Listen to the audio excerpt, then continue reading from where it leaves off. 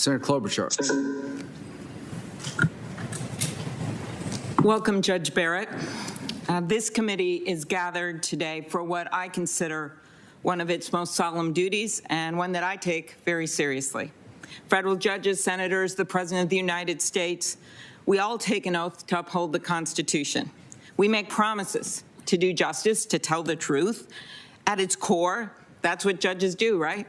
Figure out the truth, figure out justice. My mom, a second-grade teacher, spent her life teaching little kids what was right or wrong, what was true or false. I still believe it matters, and so do the American people. But we are dealing with a president who doesn't think truth matters. And he has allies in Congress who in the past defended our democracy, but are now doing his bidding. Senators who clearly set out that the president, a precedent that the president in an election year should wait, that we should have an election, and that then the people choose the president, and the president chooses the nominee. That was your precedent. It has been said that the wheels of justice turn slowly, and justice, on the other hand, can move at lightning speed, as we are seeing here today. We cannot, and you watching at home should not, separate this hearing from the moment we are in and from the judge he is trying to rush through. To respond to Senator Cruz, this isn't a rush to justice. This is a rush to put in a justice whose views are known and who will have a profound impact on your life. And yes, these policies that the court decides, they matter. Where you can go to school, who you can marry, decisions you can make about your own body, and yes, your health care. The president knows this. We have a president who has refused to commit to a peaceful transfer of power after an election. Every candidate does that, but not this guy. We have a president who has fired or replaced 5 inspector generals, Senator Grassley, who has fired an attorney general, an FBI director, and is now going after their replacements. We have a president who divides our country each and every day. He has called our military suckers and losers. He's refused to condemn white supremacists, and he has the gall to hold up a Bible as a prop in front of a church instead of heeding its words to act justly. And now he says this election will end up in court. Why, Senator Cruz? Does President Trump matter? He is putting the Supreme Court in place, in his words, to, quote, look at the ballots, end quote. Well, I won't concede that this election is headed to the court because you know at home exactly what the president is up to. That's why you're voting. That's why you are voting in droves. Why are you voting? Well, you know that your rights, your health care is on the line. You know that they are trying to push through a justice who has been critical of upholding the Affordable Care Act, and they're doing it in the middle of a pandemic. And you can see here in this room the misplaced priorities of this Republican-run Senate, and it's in your hands to change it. Are they working to pass a bill to help Americans to get the testing they need to save their lives? Are they working to help the moms trying to balance a toddler on their lap while balancing a laptop on their desk? Are they trying to help our seniors isolated, missing graduations and birthdays? Are they passing the bill the House passed that would help our economy? That's not the priority. Instead, they choose to do this. So no, we cannot divorce this nominee and her views from the election we are in. We didn't choose to do this now, to plop a Supreme Court nomination hearing in the middle of an election. They did. So the reason people aren't going to fall for this is because it is so personal. The over 210,000 people who have died, the school canceled, the small business closed, the job you don't have, the degree you couldn't get. It's personal to me because my husband got COVID early on. He ended up in the hospital for a week on oxygen with severe pneumonia.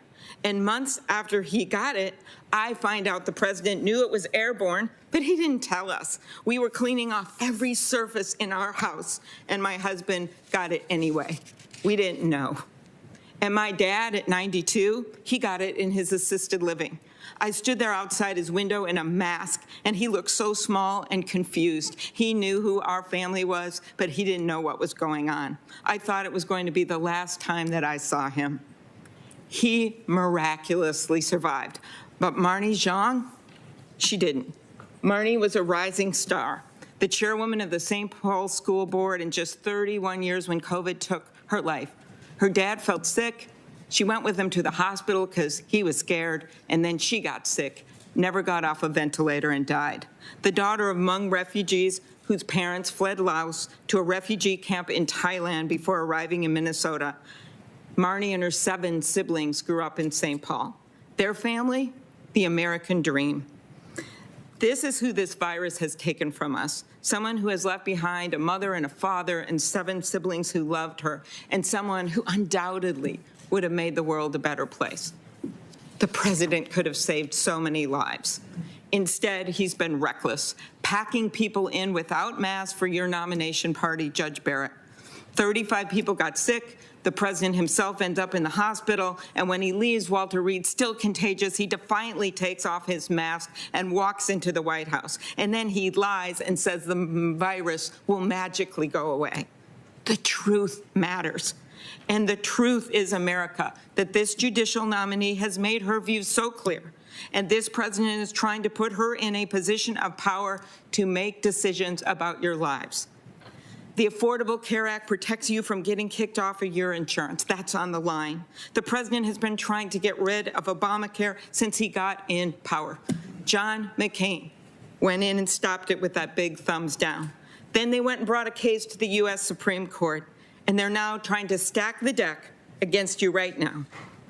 The last time this was before the court in a big way was when Justice Roberts, not exactly a blazing liberal, voted the same as Justice Ginsburg to uphold the Affordable Care Act.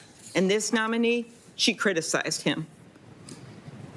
America, this is about you. It's about these 2 girls up here, Evelyn and Mariah, identical twins from Cambridge, Minnesota, honor roll students, star athletes. They play in the softball team. One's a pitcher, one's a catcher. They also play basketball. One of them got severe diabetes when she was very young. Does it matter which one? The pitcher, the catcher? They both deserve good health care.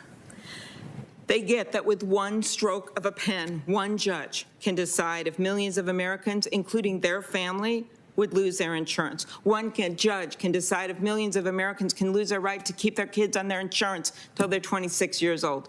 One judge can decide that if seniors' prescription drugs, which already are too high, could soar even higher.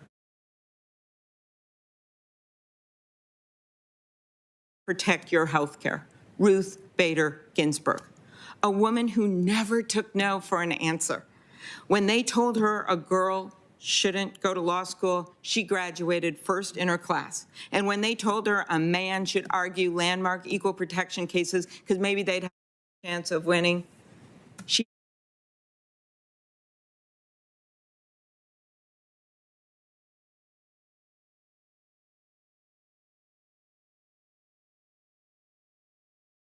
this election would pick her replacement. When you look at her opinions, you realize she wasn't just writing for today, she was writing for tomorrow. To the women of America, we have come so far, and in the name of RBG, we should not go backwards. As the rabbi said at Justice Ginsburg's memorial in the Capitol, her dissents, her strong words when she would disagree with the Republican-appointed justices, her words were never cries of defeat. They were blueprints for the future. So to all Americans, this hearing, whatever these guys try to do, whatever you hear from me, it will not be a cry of defeat. It will instead be our blueprint for the future. Yes, Judge, I think this hearing is a sham. I think it shows real messed up priorities from the Republican Party. But I am here to do my job, to tell the truth. To all Americans, we don't have some clever procedural way to stop this sham, to stop them from rushing through a nominee. But we have a secret weapon that they don't have. We have Americans who are watching, who work hard every day, believe in our country and the rule of law, whether they are Democrats, Republicans, or independent. They know what this president and the Republican Party are doing right now is very wrong. In fact, 74% of Americans think we should be working on a COVID relief package right now instead of this. Let me tell you a political secret. I doubt that it will be a brilliant cross-examination that's going to change this judge's trajectory this week. No, it is you. It is you calling Republican senators and telling them enough is enough, telling them it is personal, telling them they have their priorities wrong. So do it. And it is you voting even when they try to do everything to stop you. It is you making your own blueprint for the future instead of crying defeat. So do it. This isn't Donald Trump's country. It is yours.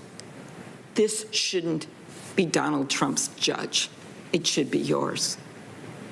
Thank you, Mr. Chairman.